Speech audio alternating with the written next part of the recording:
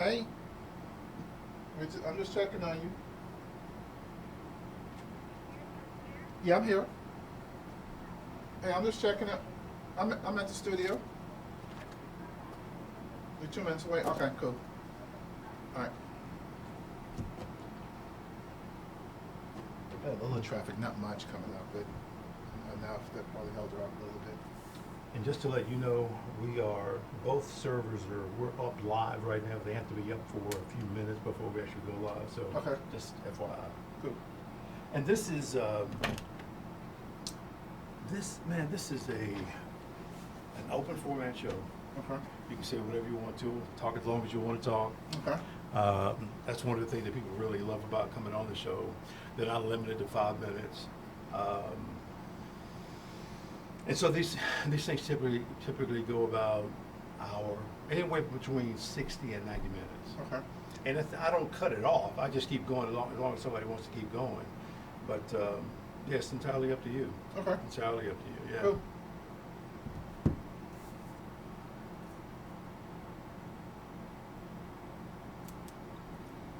When's the last time you went back to Charleston?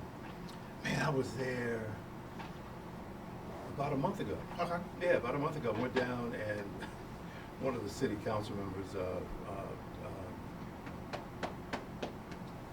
what's my man's name? Was he on North Charleston? No, he's Charleston City Council. Damn, I can't think of that brother's name. It's a shame. Anyway, he called me. Hey, Steve, I want you to do some production work. I'm like, oh, hey, cool. Long story short, he didn't do anything. Didn't call me, didn't do nothing. Mm-hmm. But while I was there, I just met up with people I hadn't seen in a long time, man. Mm-hmm. You know Arthur McFarland? Oh, yeah. Yeah, Arthur and I have been friends for a long wow. time. Arthur was like my mentor when I was there. Well, Kim McFarland and Cynthia were best friends. Really? Yeah. So I know the McFarlands, we go back years. Yeah, of course. Attorney, the whole 9 yards. Mhm. Yeah, years, know the whole family real well. Yeah, exactly. But you know Michael Miller? He has a barbershop in West Ashley. I forgot the name of it, but he ran for office and he's now the Register of Deeds for Charleston. First black person ever to do it, blah, blah, blah, kind of a thing. But when I was in Charleston, I was like right there and start getting involved in politics. I'm like, no, I don't want to do it. So, and I had an opportunity to come home, which is right here. So I came home and worked over at NBC 6, and I've been home ever since. Yeah. Charleston's an interesting place. It is, isn't it? It's an interesting place. My mom used to call it nice nasty. That's a good one. That's a good one, yeah. It's nice on the outside. Yep. Start peeling it back, man. Then, Yeah. then you start, getting these types of contradictions. Just like the Emmanuel AME Church being at 110 Calhoun Street, which is named after John C. Calhoun, Yeah. who hated black folks. Exactly. Yeah. Well, there's a lot of contradictions there, for sure. For sure, man. I mean, which is really not that unusual considering, where it came from. And if you would listen, if my grandma was alive today, and you would listen to her history of Charleston, Right. and you would listen to those who do the carriage ride Right. history of Charleston, it's totally different. Is that right? Yeah, I mean, they said, well, they really didn't sell slaves at the slave market, Who was saying that? on the carriage ride. Just think about this carriage Oh, ride. police. Well, yeah, exactly. And so me and Kim, we kind of. Is that her? That's probably her. Hey, you at the back door? Yeah, right there. This park right behind me, and Steve's coming to the door right now.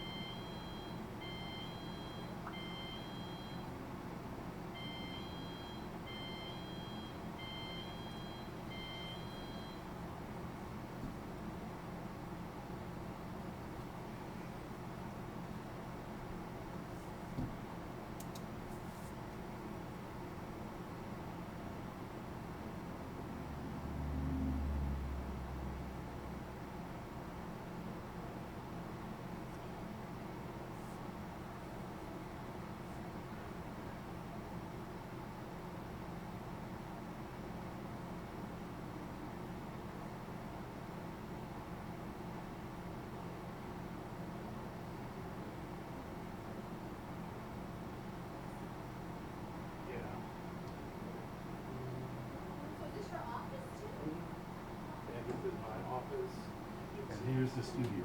Wow. What's going on? Steve is the real deal, isn't he? He got a production. Listen, he's a man. He with got a a plan. production down here. I'm like, okay, I need to kind of get some space, I'm man. like, who knew? And yes, I know. That's funny. I love it. You got lights, camera, Action. We do some Malcolm, are you action. ready? I am stay ready. You stay ready. That's right. That's right. I'm just going. I have to see what he says because I'm going to slide out. Gotcha. But I don't know where I need to position myself. What's So that? if I slide out, I'm going to get some pictures and some Oh, yeah. video, and then I can just. Okay, live. Okay. Let's do.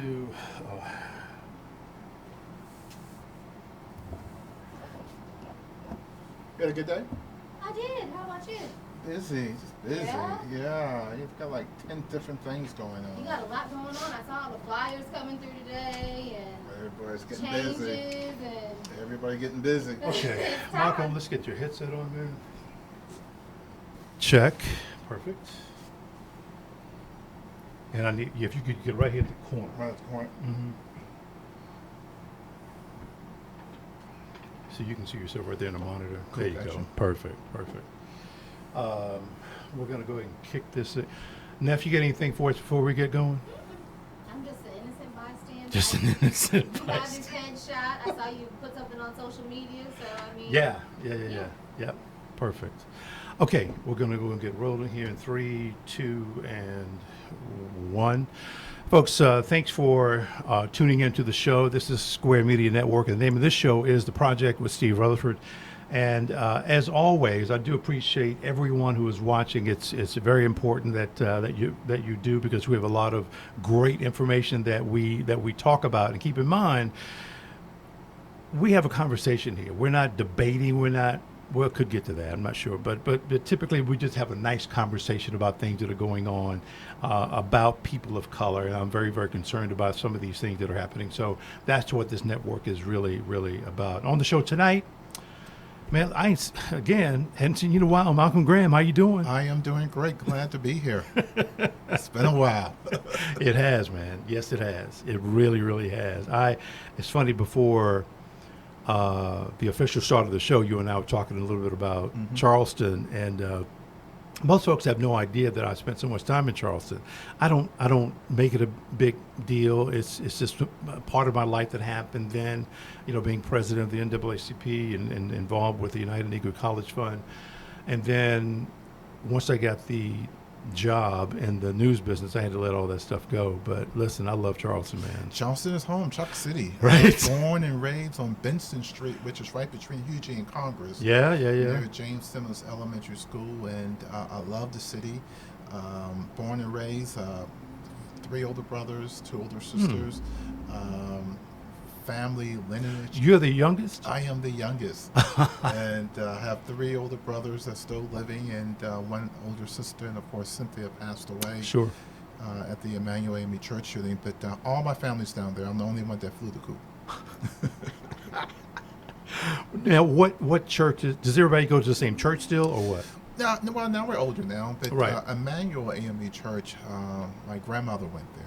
So that was the home church? That was the home church. Okay. My mother went there. My mother sung in the choir. As kids, I was a junior usher, sung in the Sunbeam Choir. Right. Did the same thing. So Emmanuel has been in our church family for some 60 years. Right. Keep going. Of family attending the church. My sister Jackie was married there. My mother and father both homegoing service was held at Emmanuel. They're both buried in the graveyard there. Unfortunately, Cynthia was utilized there in the graveyard. So we've got a long history with the church, and so that's a part of home for me. Emmanuel AME Church. How did your I think it was you said it was your grandmom that gave it a, how did she characterize Charleston? My mother your mom, would okay. talk about Charleston. She was a domestic worker. She worked in the big houses on Church Street, cleaning up, cooking, sewing. If you saw the movie The Help, that's what my mom did. Wow. And she would call Charleston nice, nasty. Kind of nice on the outside, but when you start peeling away the layers, you begin to see and hear some of the history the negative history, Oh, yeah.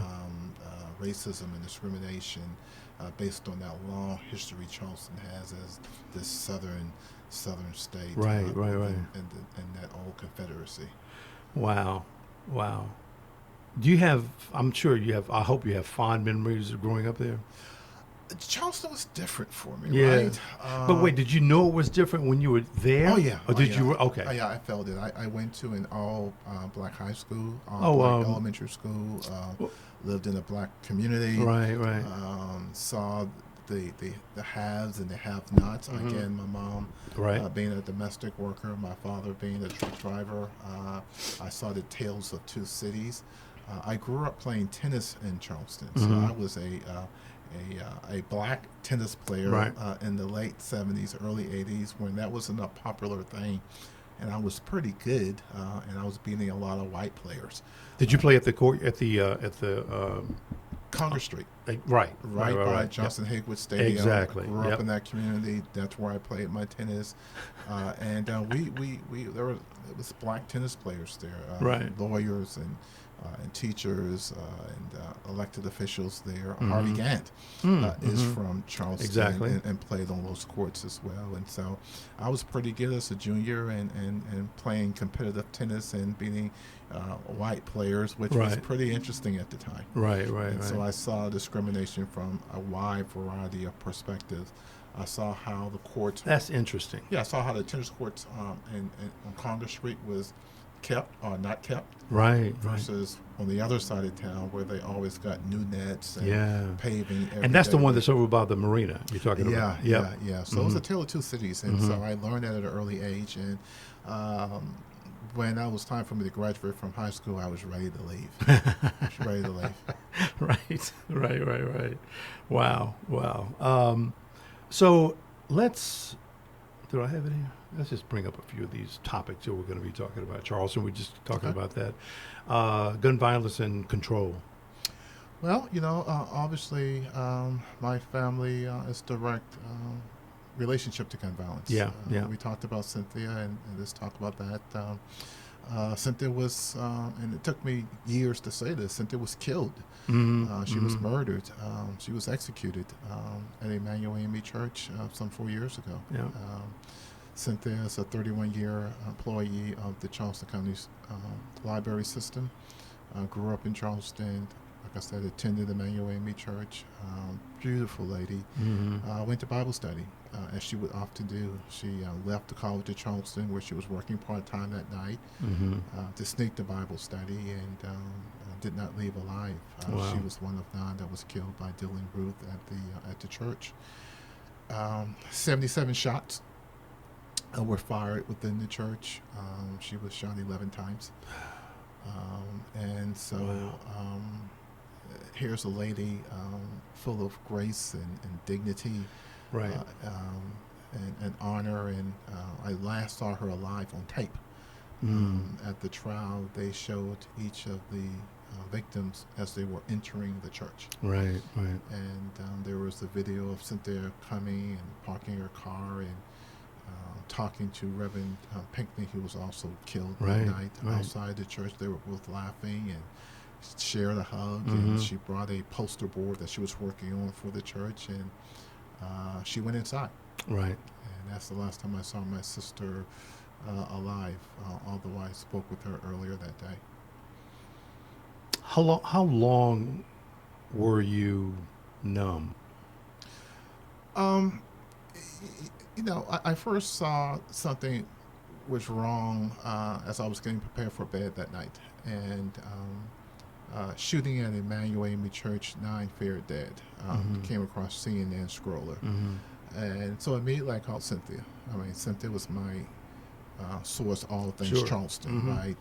Cynthia would know what was going on, so I called her, and of course she didn't answer. And so I waited because, of course, Cynthia's kind of doing what she does. She's a busybody, Right. so she's trying to do her own investigation. About an hour went by, and Cynthia didn't call back.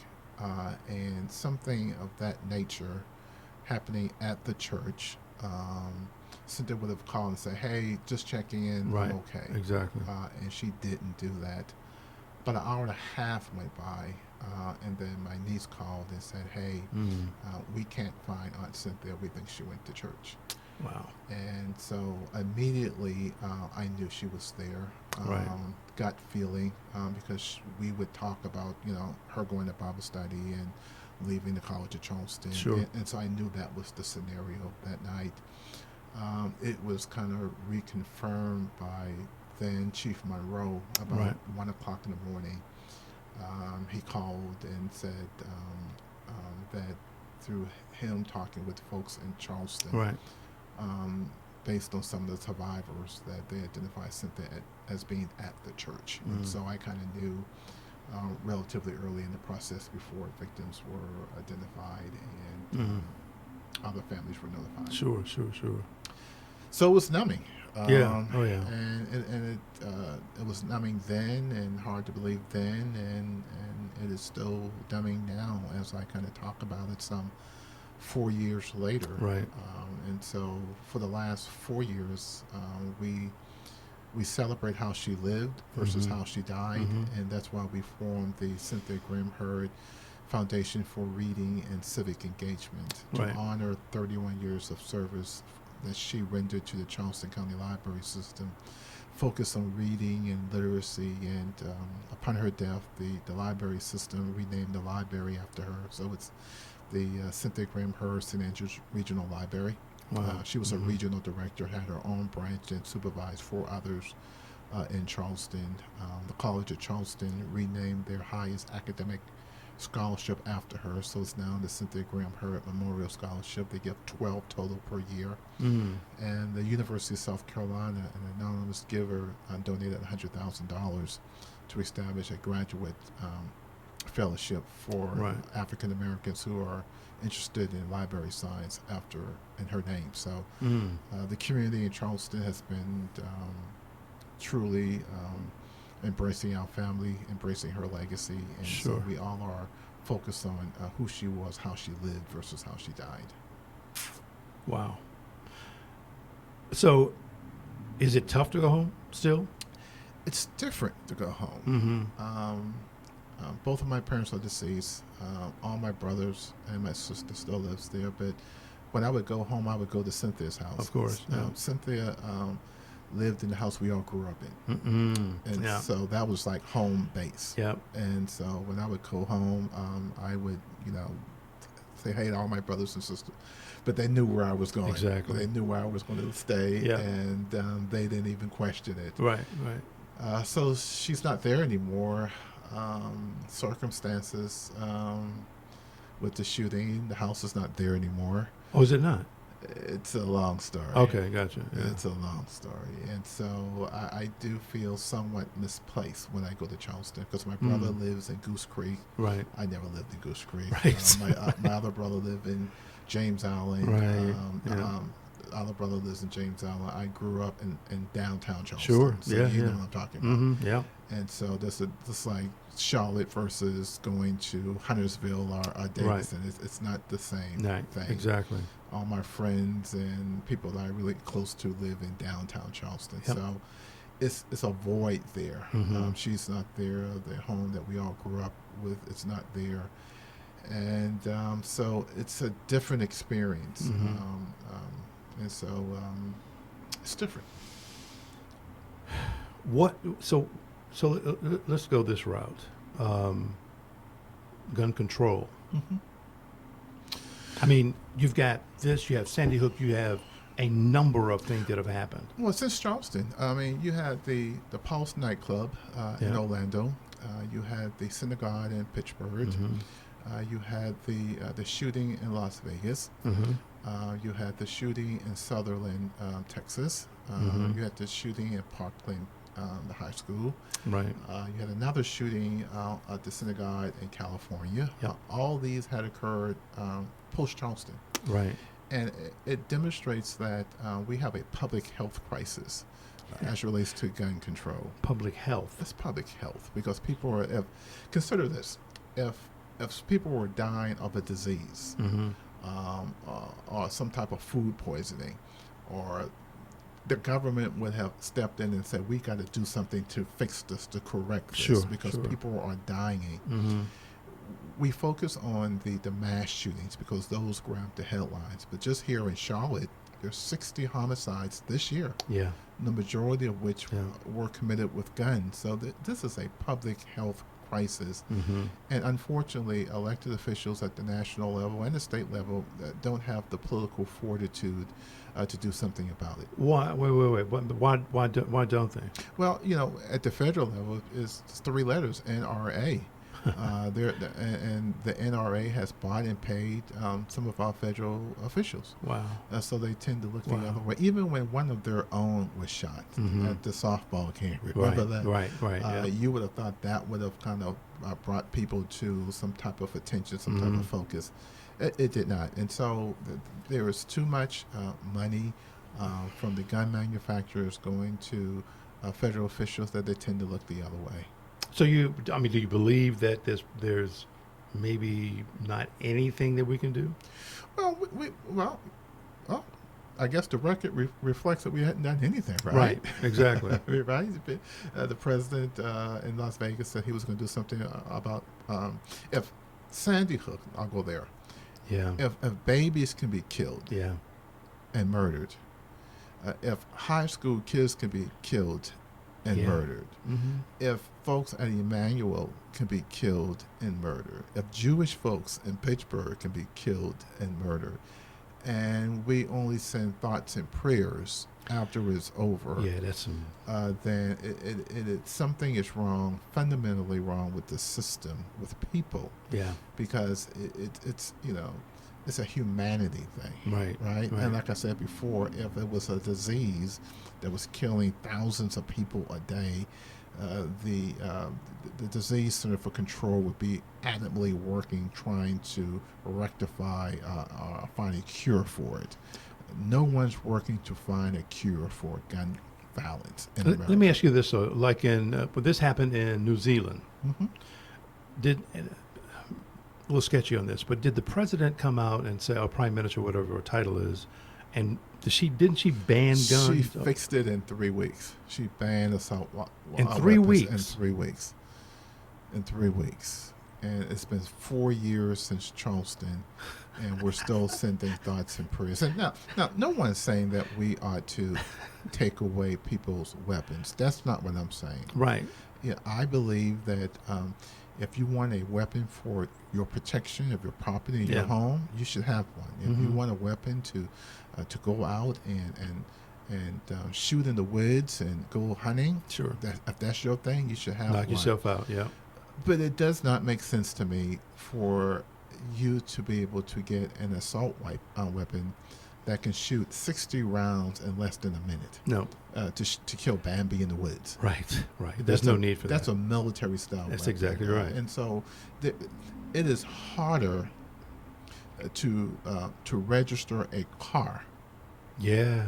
than it is to register a gun. That's It's a lot exactly easier right. to get Yeah. a gun than to No, get there's a no car. question about that. Yeah. And so those type of fundamental common sense legislation that we can put forward makes sense to me. Right. It makes sense to a majority of the people who are NRA members.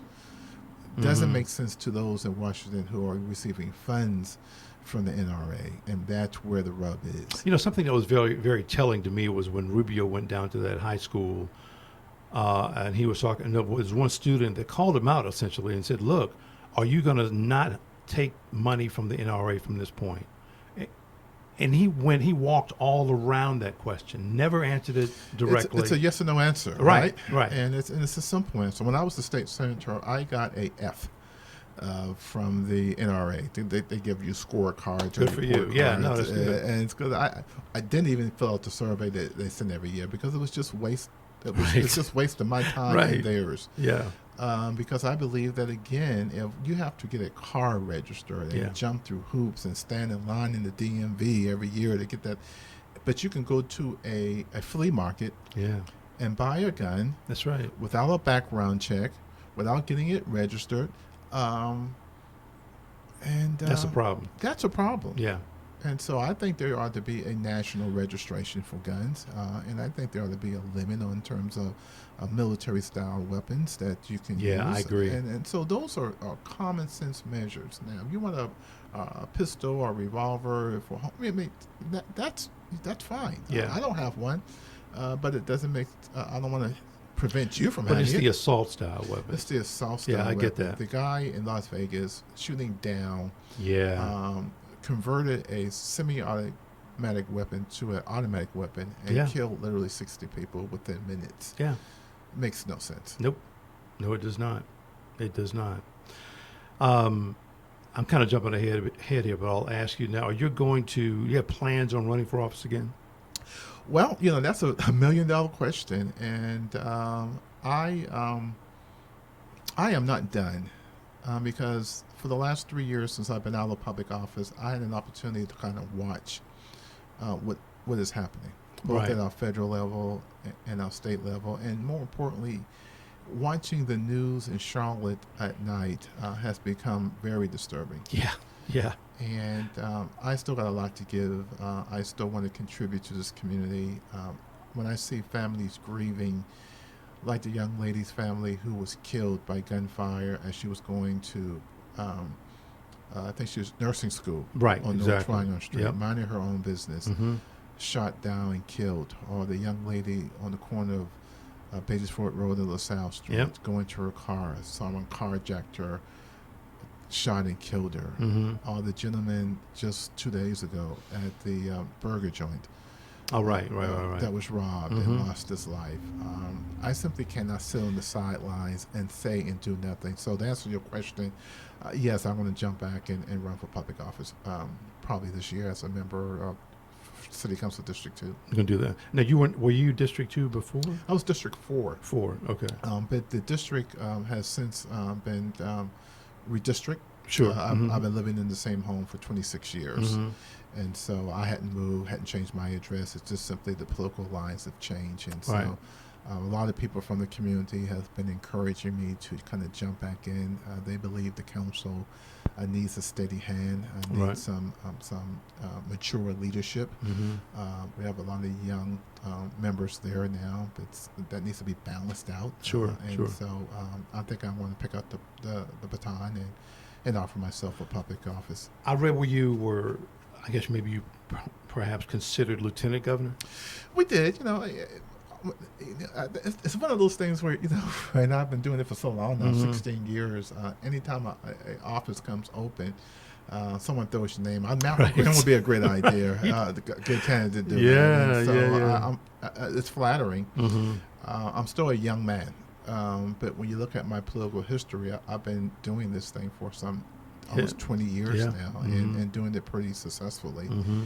And so people naturally kind of say, "Hey, throw my name out there." So we thought about it for a while, but again, when you look at the local news at night, Right. that really didn't appeal to me. Sure, sure. But what appeals to me is kind of helping local people help themselves.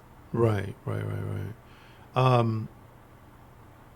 Let me ask you this. This is kind of an open question, though. But where are you now? I mean, where are you? Where's your brain now? If Well, that makes sense. That makes sense to you? My brain is it's all first is family, right? Sure. I am blessed to be married to a wonderful lady for Mhm. 31 years, Kim, and she gave me the best present I could ever got, which is two fabulous young ladies. Mm-hmm. Courtney, my oldest, master's degree, working at a nonprofit in Atlanta, Georgia, getting married next year. Wow. And Son-in-law. yeah, and so we're planning a wedding Right. for her, and my youngest daughter, Nicole, who is a basketball player. Right. She left Mallard Creek High School as their all-time leading scorer, went on to play college basketball. She just got offered and accepted the job as assistant women's basketball coach at Clark Atlanta in Atlanta, and so both of my girls are there. And so my head is, working and supporting my family and watching my beautiful girls grow up. Yeah. Secondly, it's about making sure that my sister's legacy is strong, Mhm. and so we've been working for the last 3 years with the Cynthia Graham Hurd Foundation for reading and civic engagement, and so we got a big event coming up here in Charlotte. Right. We just got through a major book drive in Charleston, Mm-hmm. working with WCSC, Barnes and Nobles, the Charleston County Library. We collected over 14,000 books Wow. from the Charleston Wow. community, and we will then redistribute those books back to low-income communities, Mhm. barbershops, petitions, Sure. preschool programs in the Charleston community. In May, we had a big program with the Carolina Panthers in Charleston for their Keep Pounding Day, where we And they were in Charleston? yeah, they came Okay. down to Charleston, Right, okay, and good. they worked with me, and we identified 90 preschoolers, and we brought them over to the Cynthia Graham Hurd Library, and we gave them 9 books each, and they got Panthers gear and story time, and the Panthers gave a nice little contribution to the foundation. So my head is showing that the foundation is strong, that the foundation is viable, and that the foundation has the type of legs where it will outlive me and Sure. my family. And Sure. so we've been doing that. And then lastly, I still work. Right, So right. I'm too young to retire. Right, right. So I still work, but I'm at the point now where I can kind of pick and choose what I do. So I do a Mhm. lot of consulting with Johnson C. Smith as a client, Atrium Health as a client, and I do basically community development, economic development type of work. Working on the project right now with Johnson C. Smith for the old You're still working with them? yeah, Okay. for the old AEP shopping center on Beatty's Oh, yeah, Road. yeah, yeah. They're getting ready to work with the Knight Foundation and the Duke Endowment Mhm. to put a project there. And so I work for a living, and Work for a living. and, Right. and I'm still playing tennis. So I'm a That's great good. I'm a great tennis player, Right, and right. so I've been watching it. I'm watching Coco and doing her thing at Wilmington. That's amazing. Amazing. Yeah. I tell my daughter all the time, "See, you messed up. You should have been a tennis player. We could have been in England right about now." Exactly. Yeah. So I play, and I'm coordinating, and we'll talk about, I'm pretty sure at some point during the discussion, the tennis tournament in Charlotte, Yep. the Charlotte Yeah, we're Amateur going Tennis to. Championship, and Mhm. so I'm happy, right? Awesome, man. And I've been able to move from the killing, and 4 years ago I wouldn't be able to say that. Sure. Yeah. The yeah. trial, the loss of siblings. Cynthia was more than just a sister to me. Right. Right. My mom died when I was 21 years old, and so Cynthia was not only a big sister, but she was a mother figure to me. She was there when I got married to Kim. She was there when I first ran for city council. Mhm. She was there when I ran for Congress and laws. All these milestone moments. She was always there, Mhm. and the last time I saw Cynthia alive was she spent a week with me in Charlotte that May for Courtney's graduation. Courtney graduated from Winston-Salem State, so she came Okay. up and she spent a week with us and went to graduation with Right. us, and so every milestone she was there. So so now is like I said earlier, it's about focusing on how she lived versus how she Right. died. Right. Right. And I'm just enjoying doing the work because I know the work that I'm doing, that she's smiling, saying, "Hey, I know you had my back." Yeah. That's awesome. That's awesome. Let's talk a little bit about your thoughts on immigration. Well, I'll be honest with you. I am not a big fan of the president, and Right. I use the word president loosely. Right. So 45. I think he's a racist. Yeah. I think he's a bigot. The first person that he hired was Steve Bannon, Yeah. and Steve Bannon had relationships with the alt-right, Yeah. white nationalists. Yeah. The president said very clearly that there's good people on both sides after Charlottesville. Yeah. And so someone with my background, having a sister that was killed based on this type of theology, Yeah. I just don't have any respect for the guy. Sure. I get that. Yep. And then his first order of business when he gets sworn in Mm-hmm. is to stop people of color, immigrants coming to the country. Right. it tells you everything that you need to know. Right. And so I think we have to fix our broken immigration system. Okay. There are some legitimate issues there. Right. But America has always been a melting pot. Mm-hmm. America has always been welcoming to those who are willing to pull themselves up by their bootstraps. In some cases, people didn't even have any boots. That's true. Yeah. But the country was welcoming and saying, come one, come all. And here's a guy who wants to build a wall that Mexico is going to pay for, right? And his he's keeping and focusing on brown people, black and brown people. Of course he is. And so I mean that's really obvious. yeah, and so you really can't have a legitimate conversation about immigration with this administration. Because you have to get through all the minutiae of the racism and the discrimination before you can address the problem. The way kids are being treated in those quote-unquote safe houses, being put in cages, separating from their family, it reminds me of a day when slaves were sold and kids were separated from their families. Absolutely. And so it harkens back to those type of days. And what's more important, he's bad enough, right? But you know what is even worse? No. It's the people around him who know better, and say nothing. Yeah, that's true. That's true. Yeah. You know, it's Dr. King said it's not the words of my enemies, but the silence of my friends. Yeah.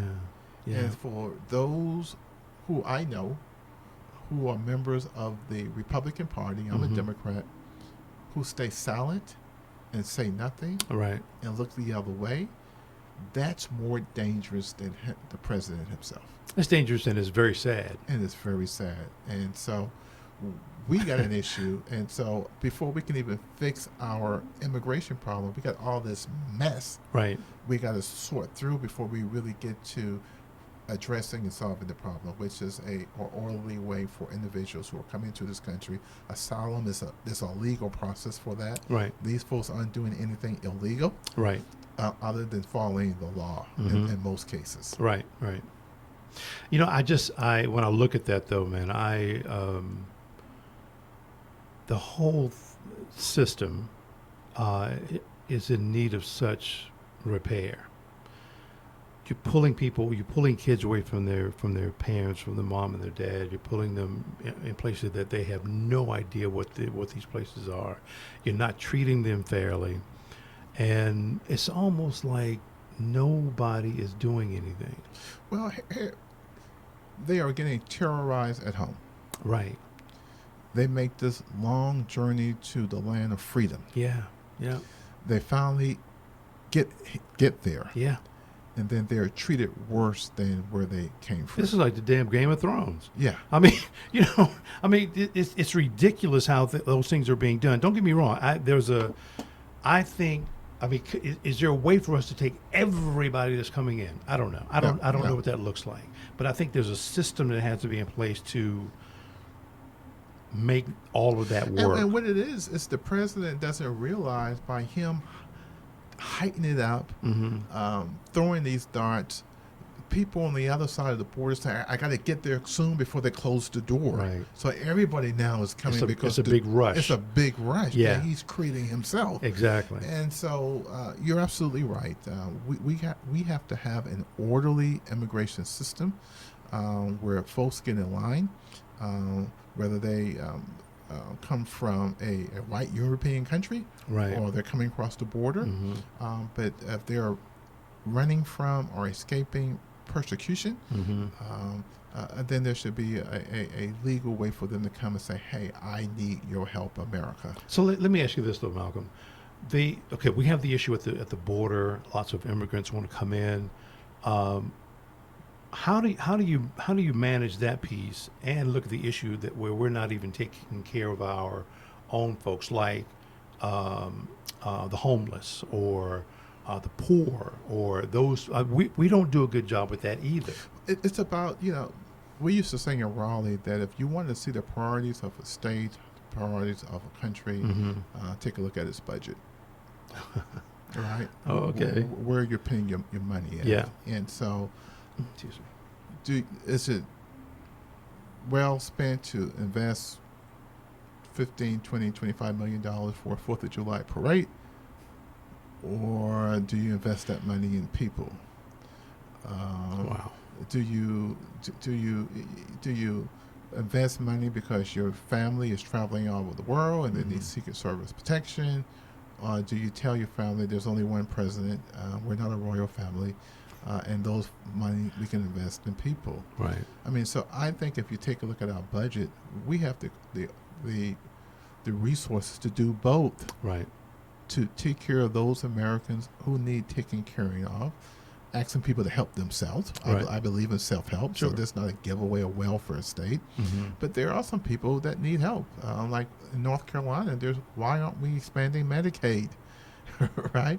There's 600,000 people in North Carolina that would benefit from health care if we would simply expand Medicaid.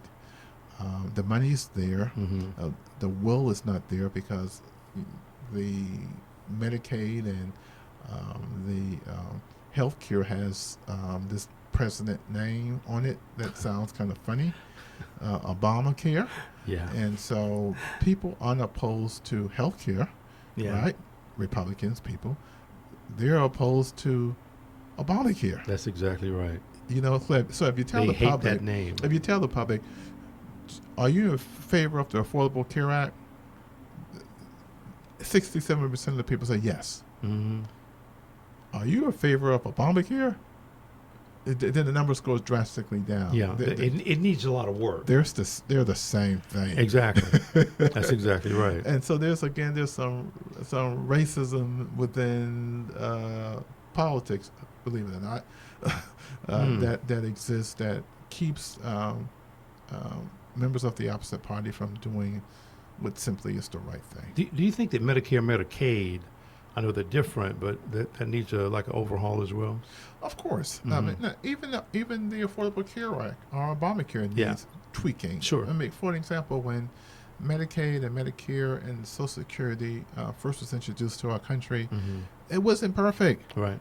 It was amended and squeezed and massaged along the way, and it's still not perfect. Right. And so it is unbelievable to me that members of Congress, members of the general public believe that after years of trying, we would come up with this perfect health care act. Right. That didn't need any amending or massaging along the way. And so, yeah, it's a start, and we can make it better, maybe add something to it, take something away from it over a period of time, years. You know, if you think about it, though, even almost every insurance company's insurance plan changes yearly. Yeah, yeah. And so the question is, do you believe that health care is a human right? Mm-hmm. I believe health care is a human right. Mm-hmm. If other countries can find a way to provide health services to its citizens, why can't we? It's not a priority for somebody. It's not a priority because, again, I go back to Washington, D.C., and we talked about the influence of the NRA with guns. It's the influence of the insurance companies on Congress. There's just too much outside money that influences decisions. So the insurance company, they don't want universal health care? No, they want to remain in business. Right? You know? Wow. I wouldn't even think about that, but okay. Yeah, they want to remain in business, so they like things exactly the way they are. Yeah. And so when you start changing things, and then they lobby their congressmen and women, and they give campaign contributions, and members of Congress are literally bought and sold. So you got the NRA, you got the healthcare industry, you got the cable industry. So we're not getting any good government because every industry have lobbyists in Washington, D.C., and they line the pockets of these guys and their special interests. Wow. And so what would happen if, we limit the money that congressmen can get, right? Or even we limit their term. Yeah. So instead of folks like Mitch McConnell, who's been there for 30-something years, Yeah, that's we you know bizarre and crazy. we limit the time he's there so we get fresh blood, fresh ideas, and a new way of thinking. But every time that comes up in terms of term limit, it gets shot down Well, it's because those that are in power are the ones who are doing the voting. yeah. I'll tell you something. A friend of mine, Mel Watt, told me one time. He said, "No one gives up power." No. Yeah. That's so true. When I was like, "Okay, you're going to retire? I want to run for Congress." Right. He's like, "No one gives up power." That's again another sad but true point. Yeah. Well, and he was true. Yeah. It is true, and so lots going on. Yeah, we're talking about this. Oh, what, what was your initial thought about the CIAA leaving? I was disappointed, Yeah. frustrated, because I was one of the individuals as a council member and the state senator that brought it to town. Right. And, $50 million of economic. I'm sorry, did you bring it to Charlotte or bring it to Charlotte. Okay, gotcha. All right. I was on the first task force that was unsuccessful in bringing it to Charlotte. And then as a state senator, worked with the city council members, made the presentation as Right. one of the members who made the presentation to bring it to town. And remember the first year it was here when it was just, you remember this, bumper traffic and Oh, yeah. you couldn't Yeah. move. No, it was gridlock. It was gridlock. Yep. And unfortunately, I believe that the city and the Convention and Visitors Bureau took it for granted. Oh, I think you're absolutely right. And the first year there was banners everywhere, and Yeah. everybody went out their way to make sure that they were welcome, and the teams came, and all of a sudden, year after year after year, it's like dating a girlfriend when you first started dating her. Yeah. You open the door, Yeah. you do all those things, Yeah. and I still try to do those things, but Right. sometimes Right. you just kind of like, okay, and that's what happened with I believe the CIAA. I just don't think they tried hard enough to Well, keep they it. didn't. When you look at the proposal that they gave versus Baltimore, it was just non-competitive. And I know some inside stuff Right. about the proposal and the negotiations. The city of Charlotte and the city council had the answers to the test. Oh, okay. Right. Yeah. They knew where they needed to be to keep the tournament in Charlotte, Okay. and they still failed. Well, that's purposeful then. That means they didn't. Well, that's exactly right. And one council member said, "Well, the city didn't put forth a good bid." I'm like, "Well, aren't you the city?" Right. Right. And so I just believe that they took the tournament for granted. Somewhere, somehow, people thought maybe bringing the RNC was better. Yeah. And so while they were going after the RNC, the CIAA was going out the back door. And the RNC is a one-stop deal. Yeah. Exactly. And CIAA brought in $50 million of economic impact Every year. Yeah. And there were situations along the way where the city didn't take proactive action, like the price gouging at the Ritz Hotel that Right. year, or the shootings. Yep. And where Charlotte is loves task force, right? Right. But there was no type of task force Right. after that happened. It's like, okay, what can we do to curb this type of violence? So no kind of debriefing No after type that. of debriefing, or no type of public debriefing, Right. where the public got involved and everyone trying to say, hey, what can we do to Really. protect the brand of the CIAA? Yeah. Because it wasn't, the alumni out there shooting, doing that kind of Right. crazy stuff. It was people coming to the city Yep. doing it, but there was no coming together saying, hey, how can we protect the CIAA brand? How can we protect the brand in reference to outside parties, which was a big issue? You had Yeah. more people outside That's true. the arena than inside Yep. the arena. Mhm. And so there was no type of coordination from my perspective of courting. Yeah.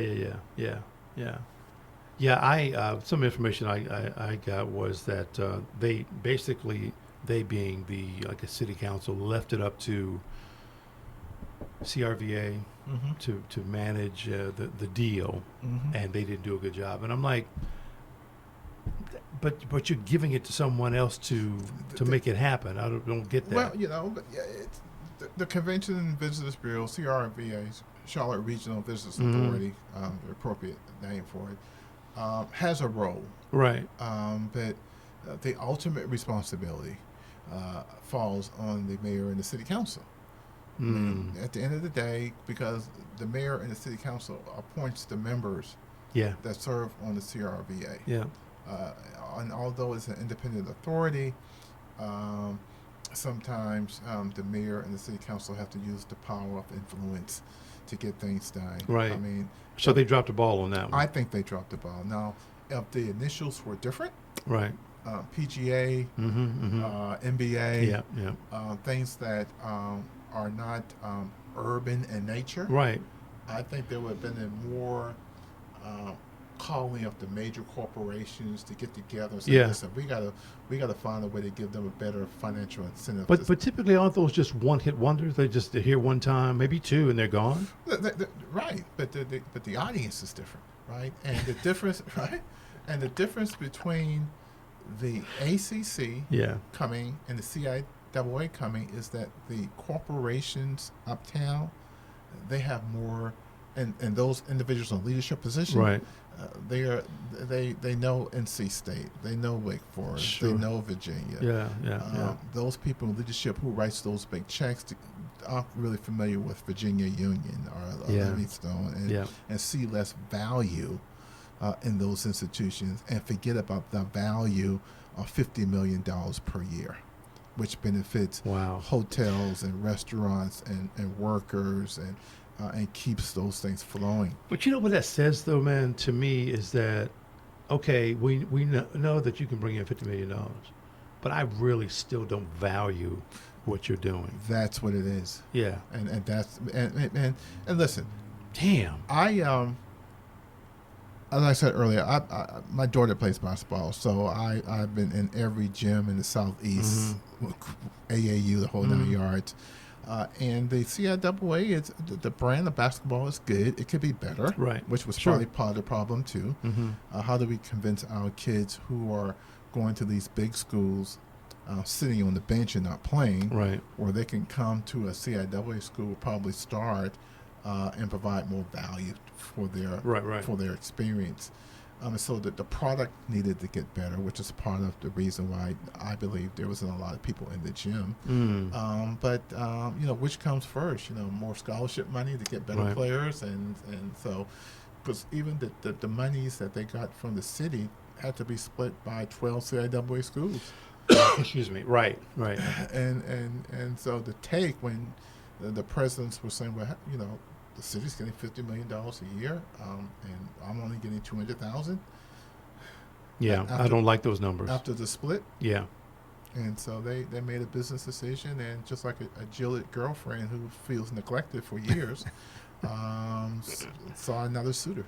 Let me ask you this, because it's kind of on the same thing here, but how can HBCUs do better? And I say that loosely. Mm-hmm. I love HBCUs, but they don't seem to get the same recognition or the recognition that they deserve, in my view. Or I mean, how do we work that? I had the privilege and the honor of attending an HBCU. I went to Johnson C. Smith University. Not only did I attend Smith, I had the opportunity to work there for 7 years as assistant to the president for community and government affairs. Right. So I saw how the sausage is made. Mm-hmm. As a state senator, I was on the education committee and worked with all the HBCUs across the state. Right. The public institutions, A&T, Winston-Salem State, Fayetteville State, they're doing great. A&T now is the largest historically black college in the country. Really? Yes. Okay. They're growing through their programs. Chancellor Martin is doing a great job. Winston-Salem State, which my daughter graduated from, Courtney, is growing in leaps and bounds. I'm more concerned about the private institutions. Right. Yeah. Because the public institutions have public oversight. Right. The And public funding. and public funding, Mm-hmm. and the governor appoints the members of the board. Mm-hmm. So the loyalty is to the governor, not Yeah. not the chancellor or Right. the president. Mm-hmm. Conversely, the private institutions don't have public oversight. Right. I mean, you don't know what's happening in their board meetings. Yeah. Yeah. You can go out and fire your food service vendor and just hire somebody else and not have a request for proposal or a request Right. for qualification. Yeah. Then they get in trouble. Or there's someone that they appoint to their boards, and the loyalty is not to the institution, but it's to the president because the president appointed me. Sure. Yeah. So what I'm trying to say is that I believe that all our institutions ought to be run like business, Mm-hmm. and in some cases they aren't. Right. Right. And so we have to provide a value proposition to why should I go to Johnson C. Smith University, my Right. alma mater, for $23,000 a year, which is a private institution, or I can go to A&T for $14,000 a year. What's the value proposition for me to go to a private institution like Wow. Smith or Livingstone or Claflin or Clark Atlanta Right. or Hampton or Howard, Mm-hmm. where there's public institutions that are somewhat less, Right. and, Right. and may in some cases even offer more in terms of facilities and living conditions that are better. So it's a dilemma that they are going to have to figure out, and I think we're getting to the point where we'll be narrowing that. I think there's like 110 HBCUs across the country. Okay. I think that numbers over the next 20 years is going to be drastically reduced. By half. I think by a third. Wow. You see what's happening at Bennett College. Yeah.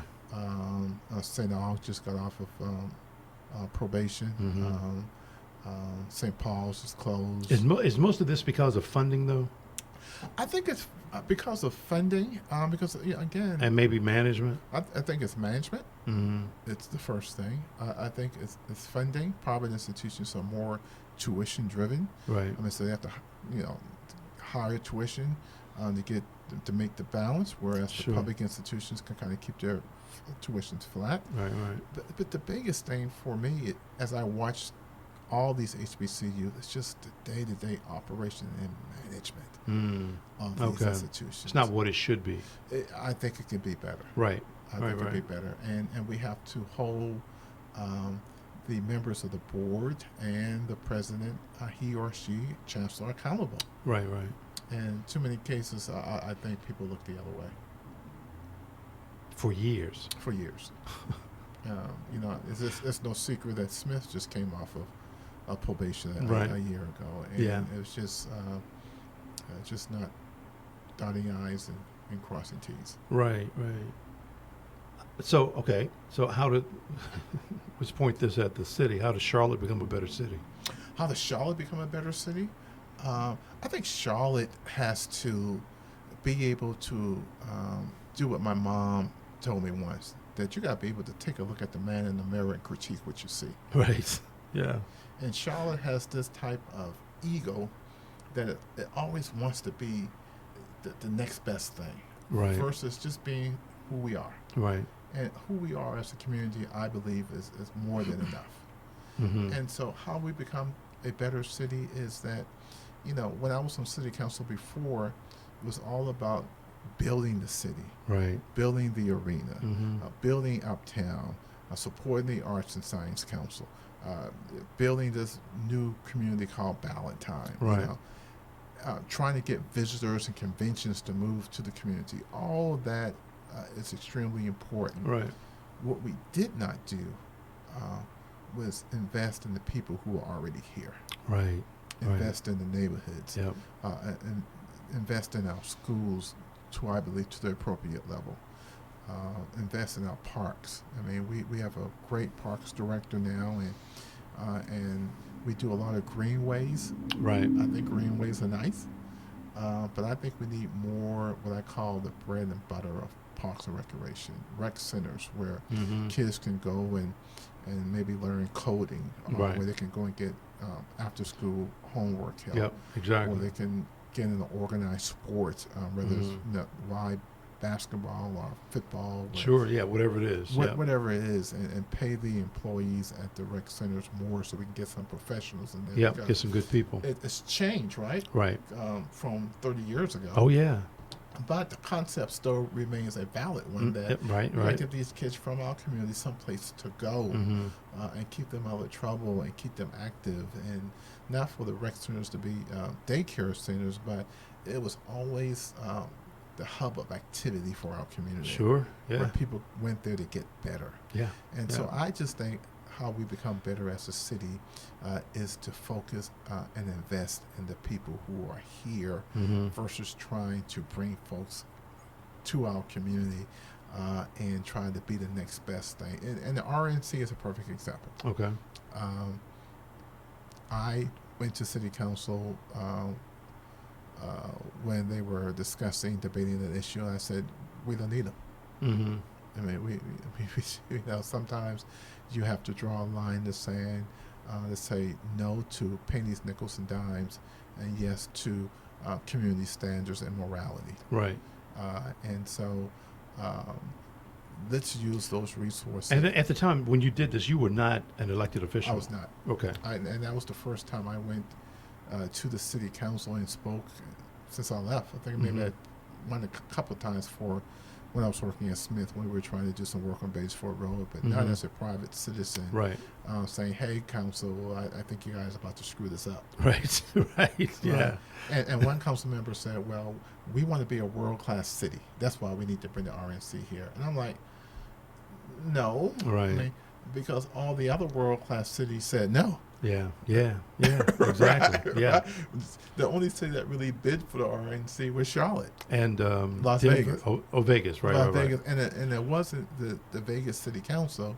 It was the Vegas Convention and Visitors Bureau. So Oh. so Charlotte was bidding against itself. Right.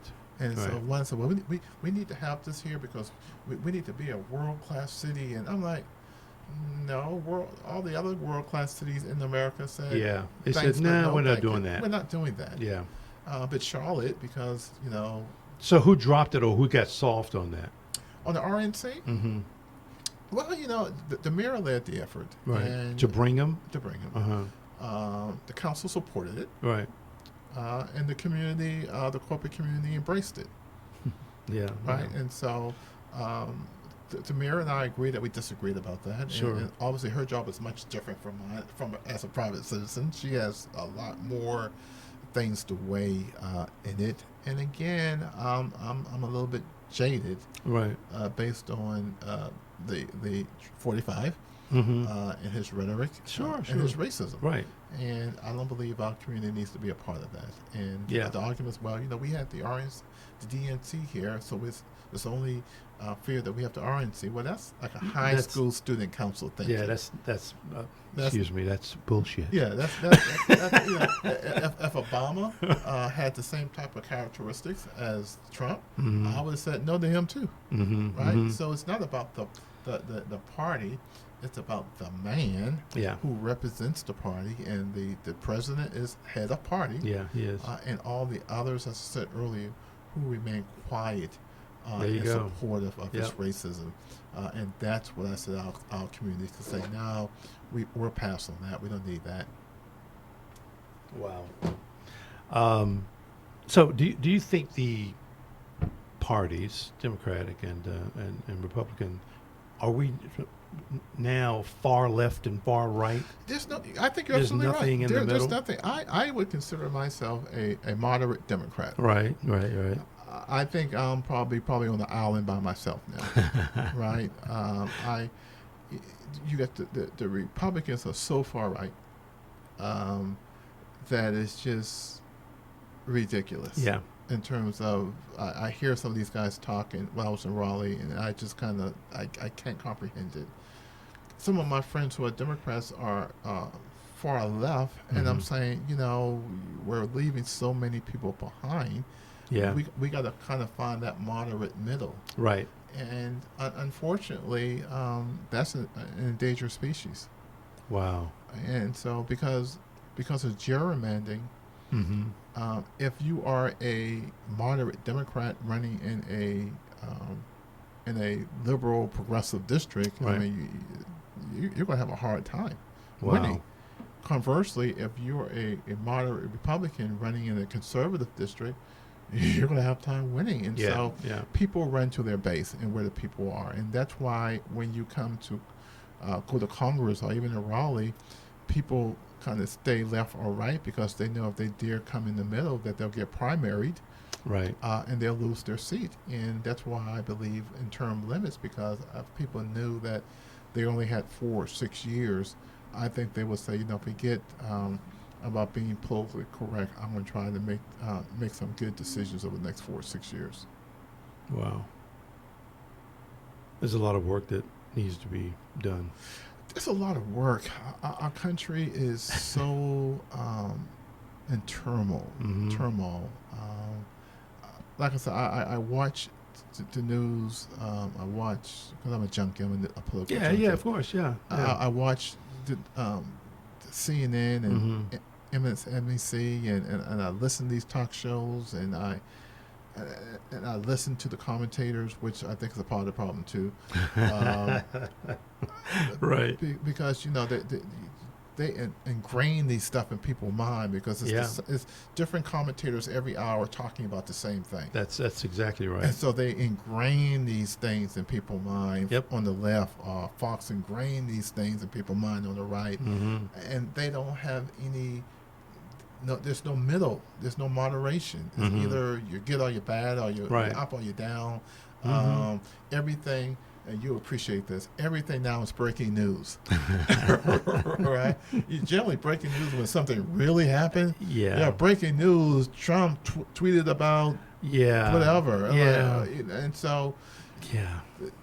everything is so hyper active now Mhm. that there's no Walter Cronkite, right? Right, There's right, no right, Peter right. Jennings, You're where right. people say, "Okay, I'm going to wait and watch the 6 o'clock news Yep. and get the truth." Mm-hmm. Mm-hmm. There's none of that anymore, and so people are left with either watching Fox or CNN or MSNBC, Yeah. and they can't tell the difference between facts Yeah.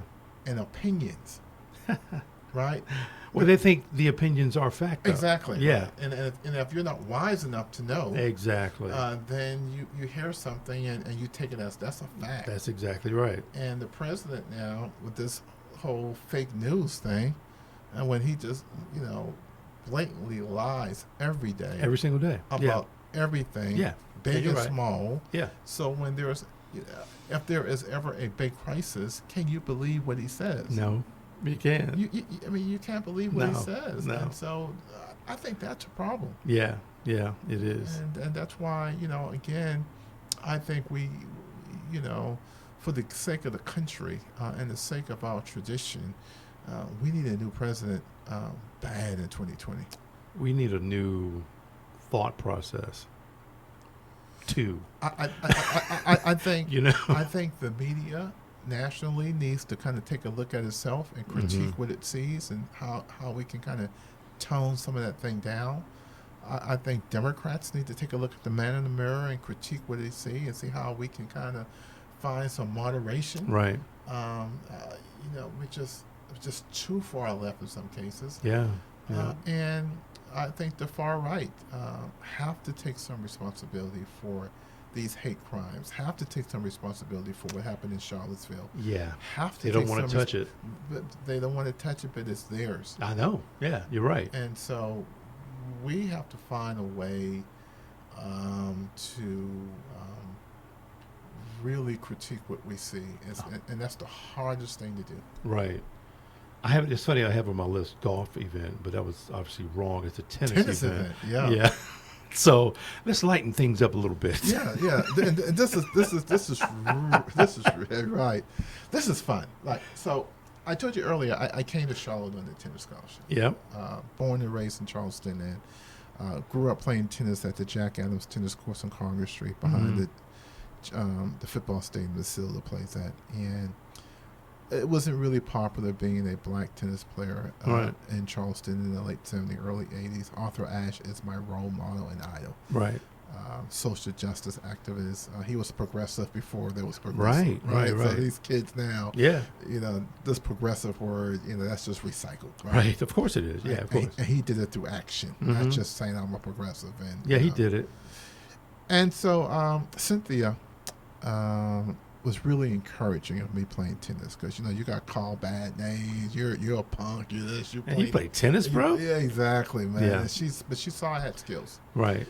and she encouraged me to play. She went to my practice with me. She went to tournaments with me when I was afraid to enter. She said, This is before you guys got married. Cynthia, my sister. I'm sorry. I'm sorry. Yeah. Okay. And she told me when I was in high school, she said, you can't win a tournament unless you enter. Right, so don't be afraid Right. to right. enter. Yes. Right? And basically told me the same thing when I ran for city council. You can't win unless you unless you're in the race. unless you're in the race. Yeah.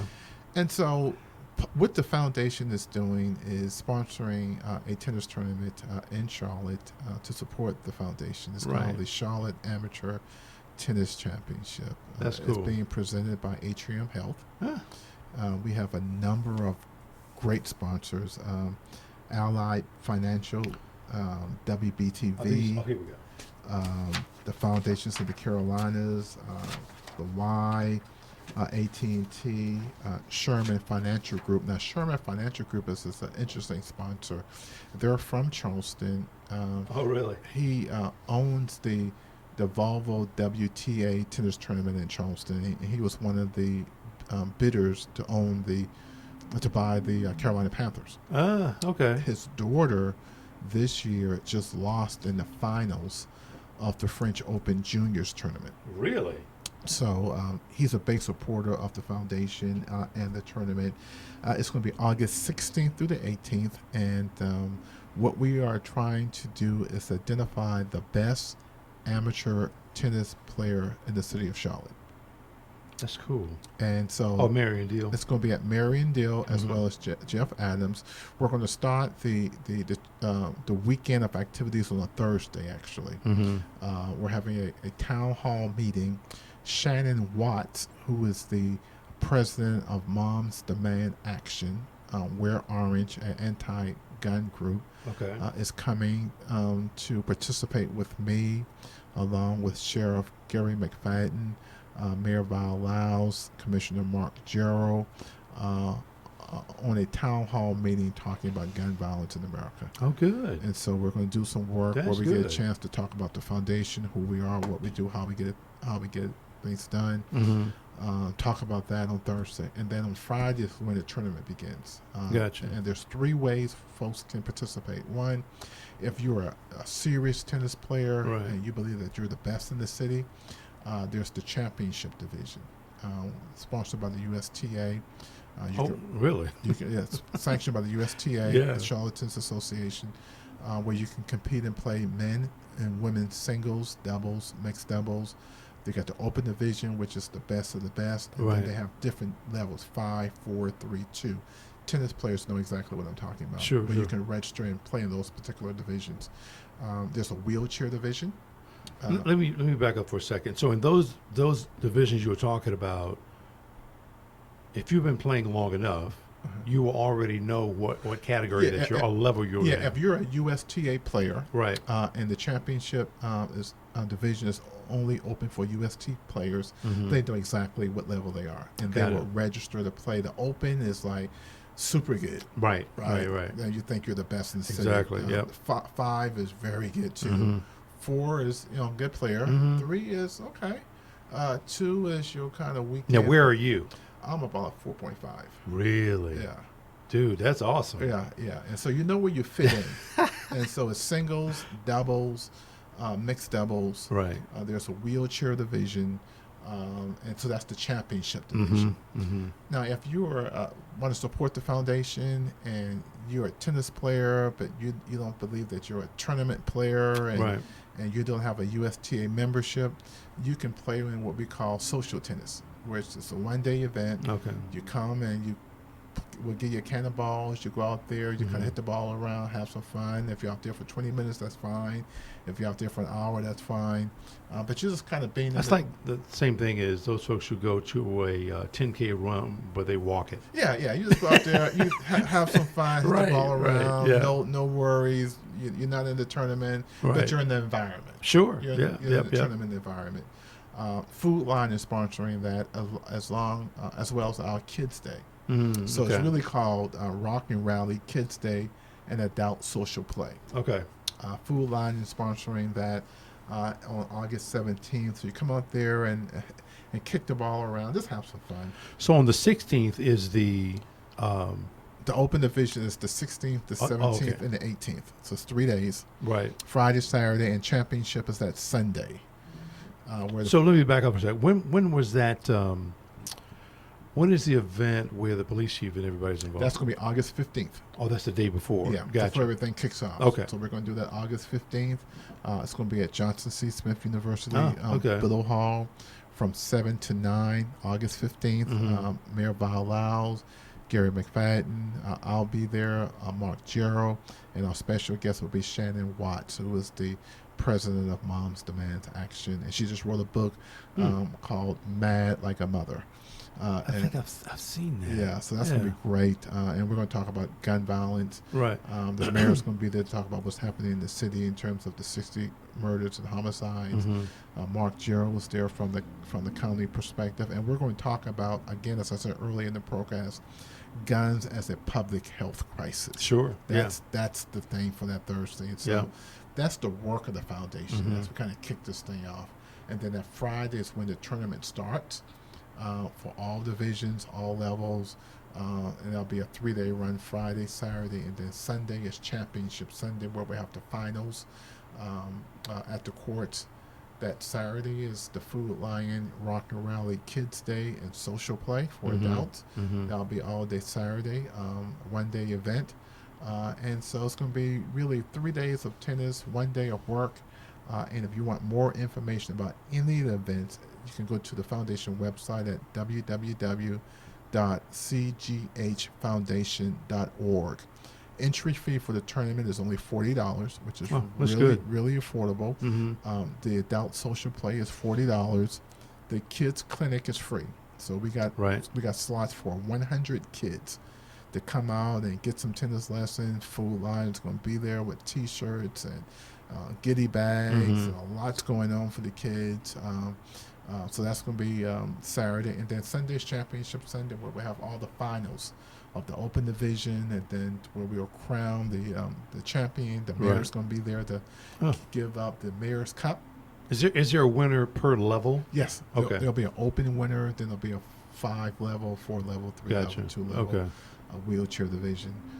That's cool. And so, and as you can see, man, we got some really, really great sponsors. Is this your first time doing this? It's first time doing it. Wow. And it started off as a idea that we'll do a 1-day, a morning tennis thing. We'll invite some folks on, and we'll raise a little money for the foundation.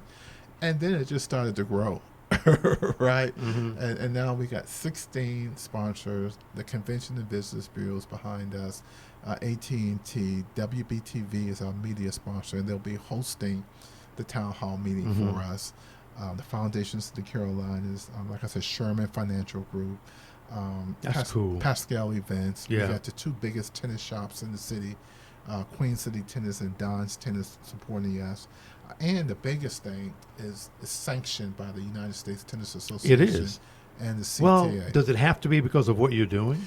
The Open Division has to, because again, we'll get players, former college players, club pros, like the pro at River Run, or the teaching pro at Blakeney Tennis, or the teaching pro at Old Providence. They'll play in the Open Division, right? So we're talking about high-level amateur tennis. So I was just going to ask you though, so this is Charlotte Amateur Tennis Championship.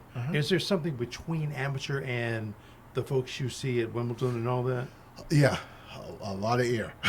Yeah, Okay. It's. I mean, the open division. So the open division folks, those are the folks that could possibly go on up.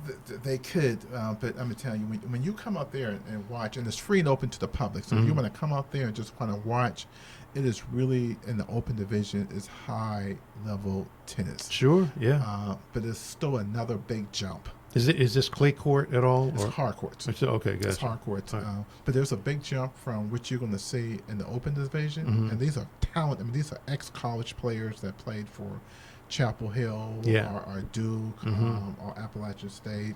There's Wow. a young lady in town that she's Jamaican. She played for South Carolina State. She is just fantastic. Mm. So the quality of the tennis is going to be great. And so the open, and then of course it goes down Mhm. based on the division that you play in.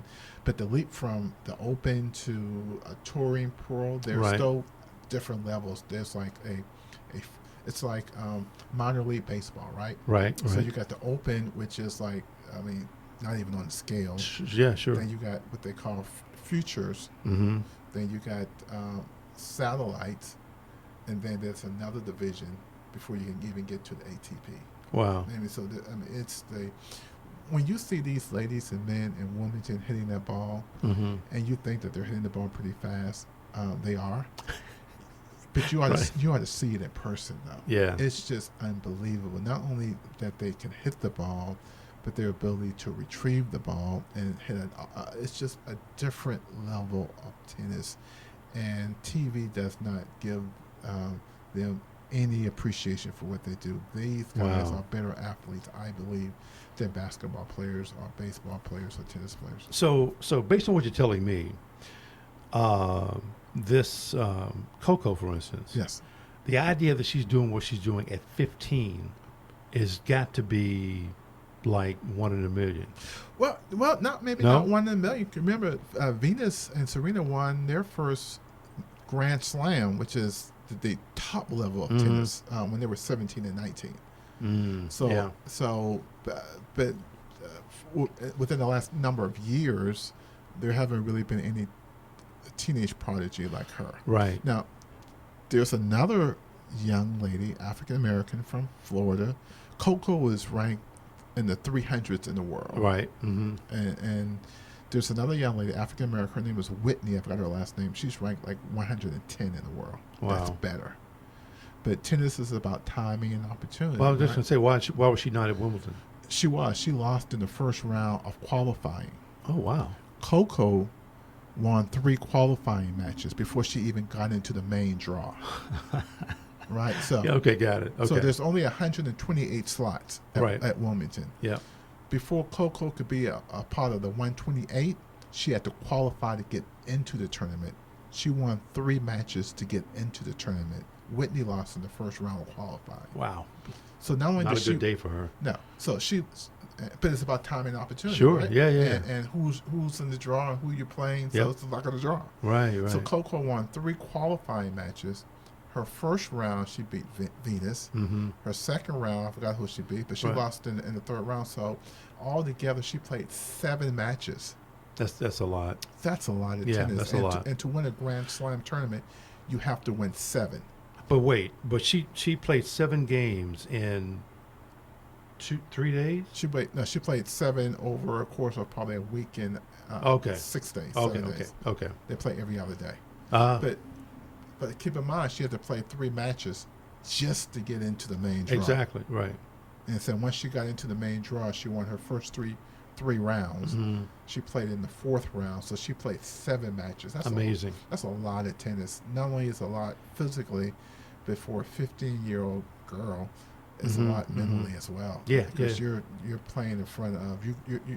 Last week before you came to England, you weren't even in the tournament. You had Right. to play your way in, Yeah. and you were playing amateurs Yeah. 1 week, and now you're playing pros. Yeah. And so You're for playing her, the elite. you're playing the elite. So it's great for her confidence. And, Yeah.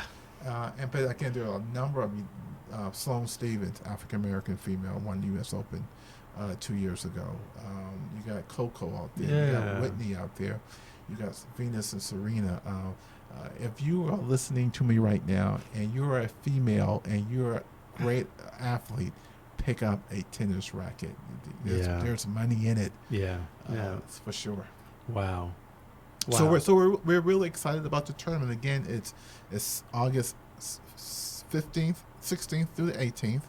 You can go to www.cghfoundation.org. Find out all the information about the tournament. Kids register free. Come get a tennis lesson. Adult social play. Come be in the tournament environment. And if you are a USTA player and you think that you are one of the better players in the city, come play in our championship division. Wow. Wow. All proceeds benefit the Cynthia Graham Hurd Foundation. Gotcha. Now, again, this is going to be at two different locations. Is that how it is? Or? Yeah, the championship divisions will be played at Mariondale Recreation Center on Tyvola Road. It's where Queens University plays. They have 17 hard courts, probably the best public facility in the city. The Food Lion Kids Day and Adult Social Play is only one day, Saturday. It's going to be played at Jeff Adams. Oh, so that's at Jeff Adams. Also on Tyvola Road, so the courts are less than 5 minutes, 10 minutes apart from one another. And then Championship Sunday will be, of course, at Mariondale. And so come out, support the foundation. If you're not a tennis player, but you believe in what we're trying to do, you can just give a donation to the foundation. But it's going to be a great 3 days of fun. And, of course, as I said earlier, we're going to do a little bit of work on the front side of it as well. Dude, this is amazing. So I know for a fact that later on it'll be, years from now, this is the 5th annual, blah, blah, blah. This is about 10th annual, blah, blah, blah. That's awesome, though. Well, a lot of people, like I said, when they look at the list of sponsors, they say, you got all these guys in 1 year and less than 5 months, because we started planning this thing literally maybe in January, February. Yeah. And it just came together so quickly. And I think, one, people are really in touch with their humanity in terms of what happened to Cynthia and the foundation and what we were trying to do. So I think people were gravitating towards that. But, Charlotte does not have professional tennis. No, we don't. And so... No, we do not. And we don't have even get amateur tennis, where a lot of the cities across the country, and this is the county's value added for participating. A lot of the cities throughout the country, the tennis players play at public facilities. Right. In Charlotte, it's just the opposite. A lot of the tennis players play at private facilities. Country clubs, whatever. Country clubs, whatever. And so this is an opportunity for us to work with Mecklenburg County to introduce... We don't have any? There's no public courts? Oh, there are. Oh, okay. They, but in general, people don't play there. the better players tend to play at the private country clubs. Interesting. And so cities like Atlanta, Right. it's just the opposite. I mean, the public courts are just bustling with tennis players. Yeah. And so this is an opportunity for the county to kind of reintroduce public court play. Sure. I play at the public courts. Mhm. I used to be a member of a private club. It just didn't fit me. Right, sure, It just yeah. didn't fit who I was. Have you ever played on a clay court? I have. How was that? It's great now that I'm older because it's better on the knees. Exactly. Yeah. But this I can is see that. But this is the thing. It's a lot slower, and it's better on the knees. But this is the thing that we talked with the county about. There is no public clay courts in the city at all. Well, None. but that's not surprising, though, is it? For a city our size, it really is. Oh, gotcha. It really is. And Right. so if you want to play on clay courts, you have to be a member of a country club. Right. And again, the older you get, tennis players wear out at the knees Oh, yeah. because of the stomping and the twisting, the turners on the cement. Yeah. And so clay court provides greater relief. Yep. You can see that. You don't go home sore because you've been running and pounding on the surface. And Right. so we're talking with Commissioner Mark Gerald, who's a member of the Mecklenburg County Board of Commissioners, who was our honorary chairman Oh, good. of the event, about long-term, how can we kind of reintroduce and highlight tennis in Charlotte and work with the county to build facilities that kind of for the aging tennis players like me. No, that's good. That's very good, Yeah, man. yeah. Cool. Yeah, so a number of things we're trying to accomplish through this, but more importantly, again, more information about the foundation is www.cghfoundation.org. You can learn more about Cynthia, the work of the foundation, programs and services that we provide, Mm-hmm. and more importantly, how you can participate in the tennis tournament at any level. And again, it's Right. free and open to the public. And if you want to bring a gently used book, Mm-hmm. for K to 3, we'll accept that and then Good. we'll recycle that in the community for you. Very good. Very good. Malcolm, we're at the end of the show. Hey, that was quick, man. That's quick. Hour and a half. Hour and a half, my goodness. but listen, I can talk all night. But wait, but this is the part of the show that where I have a list of questions that I ask you. Okay. So we're going to go and go through those things real quick here. So we kind of talked about that already, the political climate that we're in. So I want to ask you that one. So, but what do you think about the Me Too, Black Lives Matter, Time's Up, Living While Black thing? I think that, based on my background now, Right. 4 years, I think that what happened in Charleston was not an attack on Cynthia and 8 others. Mm-hmm. It was an attack on a race of people, Yeah, yeah. because it didn't matter who was there. It only mattered was that they were there And the color of their and skin. that they were black. Yeah. And so I think that raises a lot of concerns for me.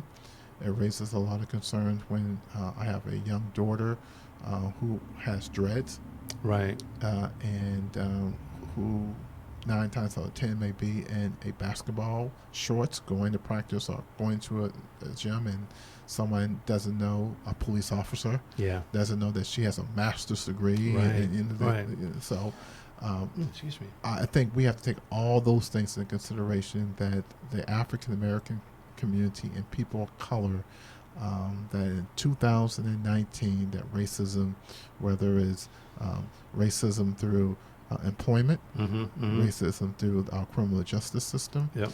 racism through our healthcare system, racism through our educational system, Right. even racism within our political system in terms of people putting artificial barriers in place that prevent people of color from voting. Yeah. Those things still exist. So Yes. all those things that you mentioned, I think, are valuable resources, valuable conversations to be had. Right. Okay. It's an easy one. What's your favorite restaurant? My favorite restaurant is Hyman's in Charleston. You like Hyman's? I love Hyman's. Okay, and check this out. Now, there is, can't think of my girl's name, but she has a little tiny hole-in-the-wall restaurant on, I know you're talking about. I'm listening to the name. You got to be from Charleston to know where it's at. exactly. But it's over by the projects, really. It's in the project. Yes, in the project. But have you ever eaten there? Hannibal's, or No, not Hannibal's. It's whatever her name is, if Yeah. I'm not mistaken. I know exactly what you're talking about. You ever eaten there? The fried rice is amazing. I Let- know. Let me just say it like this. That shit is good. It's good. It's It's in the really, really it's good. in the hood of Charleston. Yeah, yeah. And you got to know what's there. That's true. to go there. Because you just keep on going. You won't even If know you- that is a restaurant. If you are a visitor, you wouldn't even go over that side no. of town. No, that's true. That's true too. Right. That's true. But the food is amazing. Yeah. And I'm sorry that we can't call her. I know. But your Hannibal's. I mean Hannibal. Now you got me saying it. But what's the restaurant you just named? Hyman's. It's very good though. Hyman's very good. Yeah, And I there's like also AE's in Mount Pleasant off of Coleman Boulevard, which is pretty good. that. AE's. Near the wharf over there. Is it? Wait. Is it actually called AE's? I think is it AE's on Coleman Boulevard? You're probably right. Yeah, Yeah. you're probably right. Yeah. Wow. Anything in Mount Pleasant on Coleman Boulevard near the water wharf is good. Yeah, it is. It is. It is. It's hard to find a bad restaurant in Yeah. Charleston. You got to work really hard. Well, you can probably go West Ashley. Well, you want to go, yeah. Yeah, we're talking Mount Pleasant, Charleston. I know, right, exactly. So, what's your favorite drink? Long Island iced tea. You smoke cigars? I do not. Okay. Where do you go when you close your eyes and inhale and exhale? I'm in Aruba. Ooh. Yeah. Okay. So with that, what's your favorite place to travel? I love going overseas. I enjoyed. Is that in like Europe? You mean? I was or- in China for 2 weeks. Okay. I enjoyed it. I was in Northern Ireland. Mhm. I enjoyed it. I went to Italy. I enjoyed it. So I love traveling, and I love kind of going to Europe over there. Beach is okay, but when you really want to travel and see the world, Right. I like to go to Europe. And Yeah. my bucket list is to do a tennis Grand Slam, which means go to Australia for the Australian Open, Oh. go to the French Open, go to Wimbledon, and go to the U.S. Open. So I'm 2 out of 4.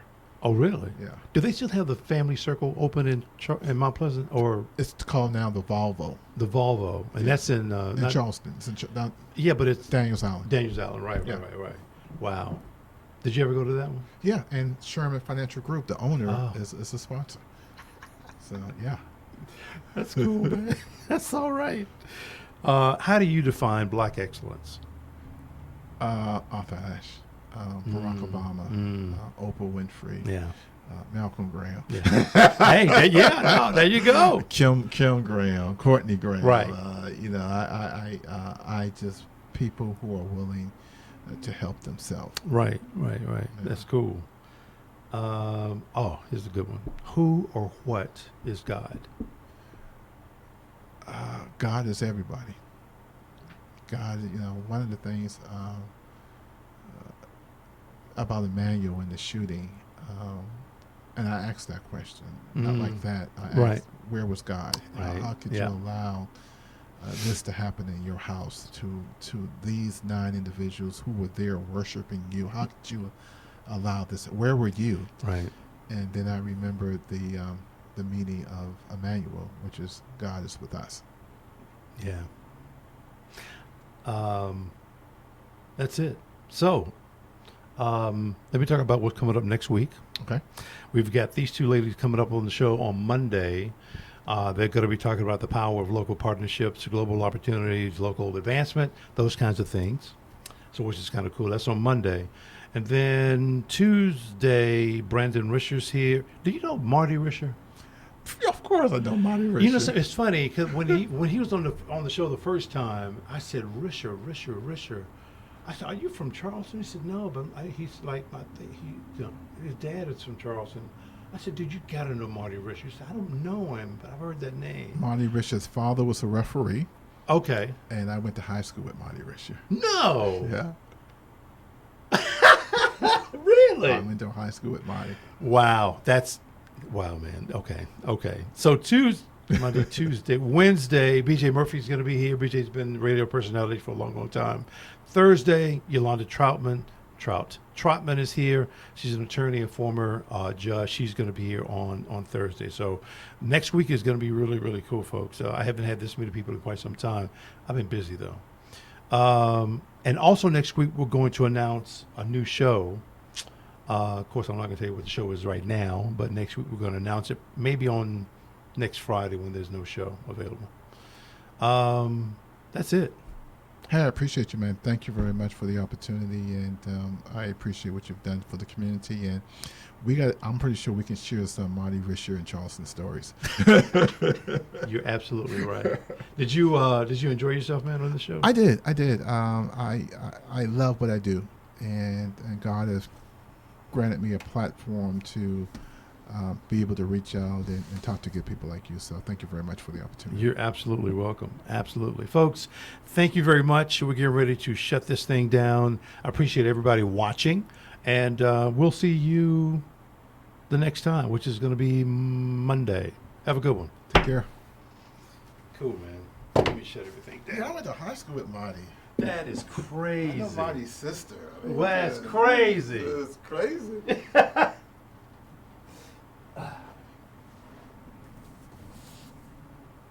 I appreciate it, man. God, that went by real It does. quick, Yeah, man. it can go by pretty quickly. A lot of people don't realize this. I don't think I can talk 30 minutes. I'm like, yeah, watch. Oh. Yeah, so yeah, man. But now that I know where you live, man, and you know, if I win this council seat, I don't have to get a podcast, so I know where I can kind of get situated. Well, for sure, yeah, absolutely. And come on out to the tennis tournament, man. I mean, am. I mean, it's I am. going to be really fun, man. And like I said, I mean, there's a pro league in Charlotte. Pro league, again, all these clubs Mhm. got a tennis